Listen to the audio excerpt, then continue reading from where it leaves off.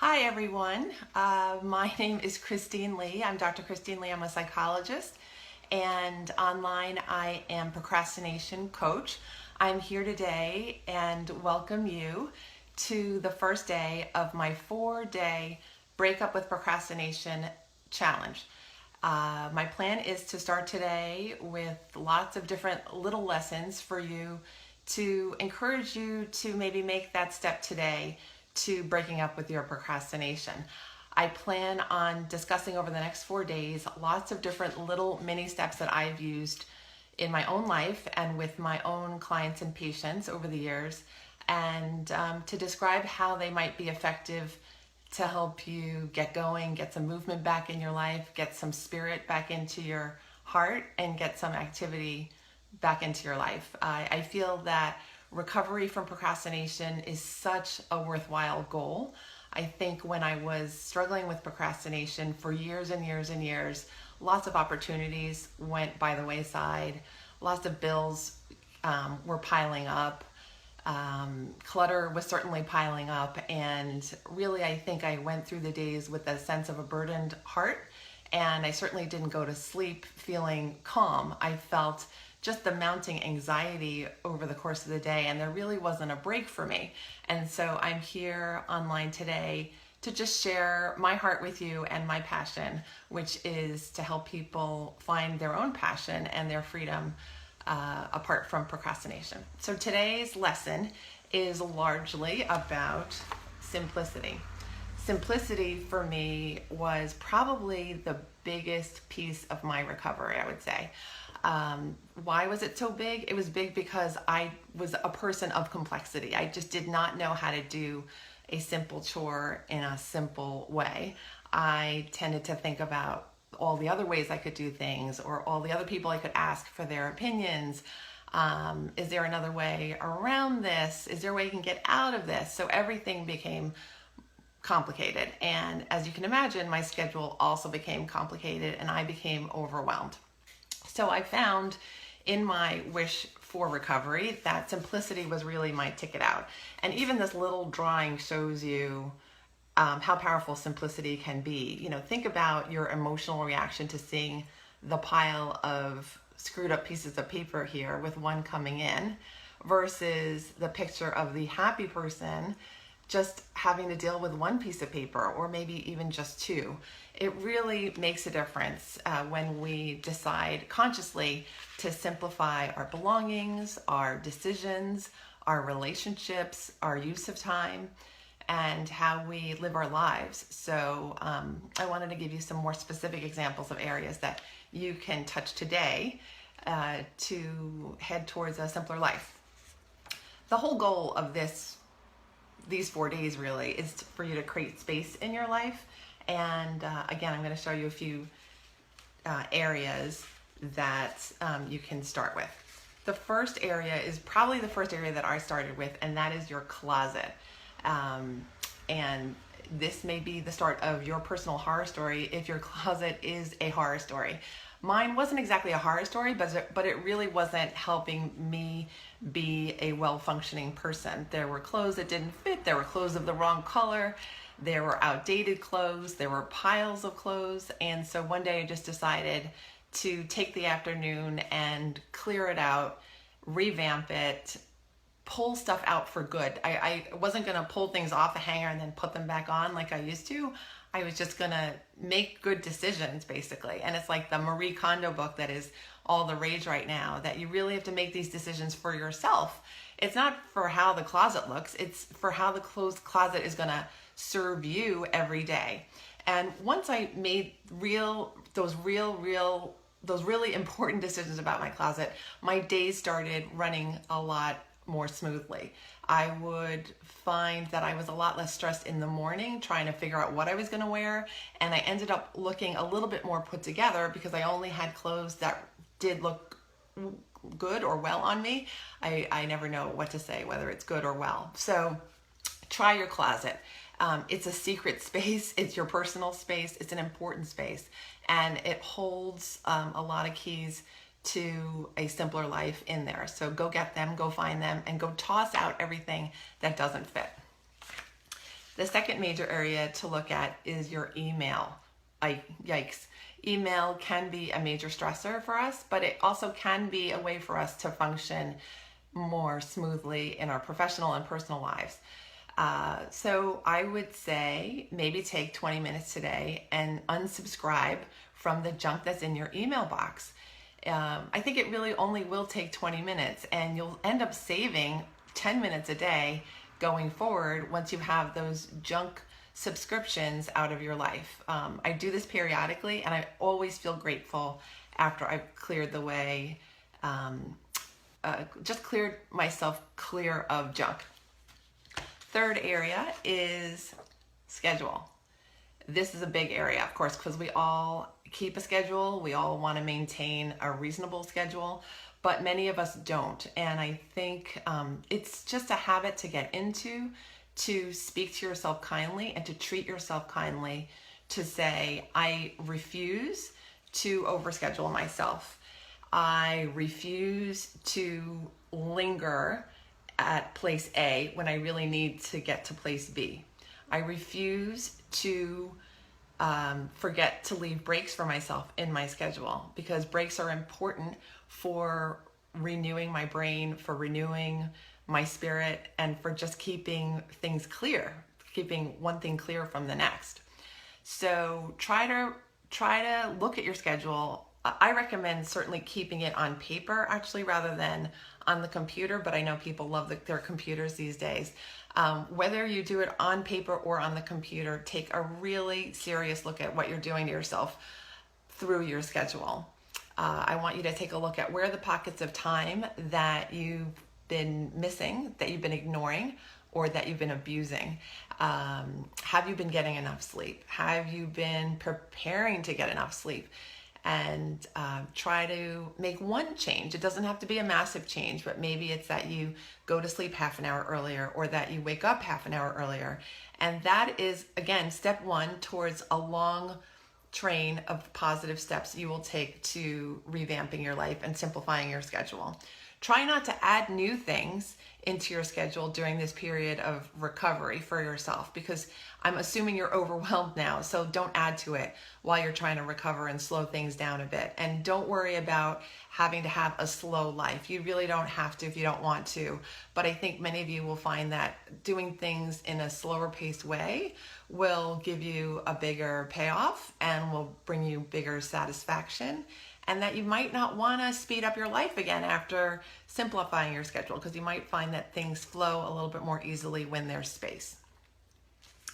Okay, now I think we're on the fourth area, and that is communication. This is something that I found to be critical in my own recovery, and I think it's a topic that tends to be ignored in the productivity literature or the blogosphere, perhaps because sometimes good communication is assumed. And I think that procrastinators oftentimes stop procrastinating because they're overwhelmed, because they're shamed, because they're embarrassed, because they don't know what words to say, and because they know they're behind and they don't really want to admit things. So believe me, I've been there. I've done all these things. The white lying and the umming and ahhing and the just hiding out. I've done all of those things before. But after years of psychotherapy, after years of being a psychotherapist, and after years of training people to be better communicators, I'm really a firm believer in just speaking the truth, speaking it directly, speaking it to the person who needs to hear the information, and not being afraid when you communicate. I think fear is a big impediment to healthy, good, clear communication. Certainly fear was a problem when I started thinking about going on Facebook Live. I could have done this 4 months ago, or maybe it wasn't live 4 months ago, but whenever Facebook rolled out Facebook Live, I could have jumped on then, but really bits of fear held me back. Now that I've decided I don't really need that source of fear in my life, I'd rather reach out to people I can help. I can now communicate directly with you, and I feel it works a lot better this way. And finally, the last area I would encourage you to look at is your finances. This tends to be sometimes a taboo topic, sometimes a difficult topic, certainly can be a complicated topic. It's also a topic that procrastinators tend to avoid looking at. We might spend money thinking that it's making us feel better, but not really reconciling how the expenditures are going to look at the end of the month or to our actual bank numbers. And so I would like you to just think for yourself that when you spend money, you're spending this is something a friend told me a long time ago, that you're spending your blood money. You have worked hard, long and hard hours to make that money. So just be careful with how you spend. And one way to perhaps limit or curb or save your money and your expenses and expenditures is to decide what you really need and really differentiate between your needs and your wants. And you may even want to, for the sake of this 4-day challenge, you might want to decide for these 4 days at least, I'm going to go on a spending hiatus. I'm just going to see what happens if I don't pull out my wallet every time I have an urge to buy something or to eat something or to do something. I'm just going to do it for 4 days. It's a short amount of time, but we'll see what the payoffs are for the finances. You'll find when you don't spend recklessly that you end up feeling calmer about your finances, and you might not build up all the clutter in your home as well. So there are multiple payoffs when you decide to simplify any one of these areas that I've discussed: your email, your communication, your finances, your closet. It all rolls into one big benefit, I think. And that's what happened in my own life. And again, that's why I'm here to talk about this stuff with you. So I think maybe some of you might be listening to me and thinking, why should I listen to you? Why do I need to do this? And I'm here to tell you why I think you should. The big why. We stick with procrastination because we think if we're busy, that must mean that we must be needed, we must be important, and we must have value as people. And I'm here to tell you that really when you don't do all this cluttering up of your life and your schedule and your closet, you're still a needed and valuable and important person. So why not? Why not simplify your life, and why not feel better about yourself in a real way, in a really internally based way, rather than from the external trappings of stuff and busy schedules and feelings of stress? I feel like it might be a calmer way to go. Some things that I want to advise you to be wary of when you embark upon this decluttering and simplification challenge today are 4 things, at least 4 things. One is impatience with yourself. You might think, this is getting too hard. There's just so much clutter.